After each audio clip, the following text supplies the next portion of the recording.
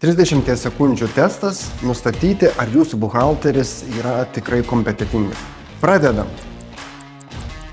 Jei nors vienoje situacijoje atpažįstate save, galbūt verta apsvarstyti galimybę samdyti iš tiesų kompetentingą buhalterį. Negaunate periodinės finansinės ataskaitos, kad suprastumėt, kaip sekasi verslui. Laiku negaunate metinį finansinę ataskaitą ir jums niekas nepaaiškina. Jums nėra aiški įmonės finansinė padėtis, pajamos auga, o pelnas ne.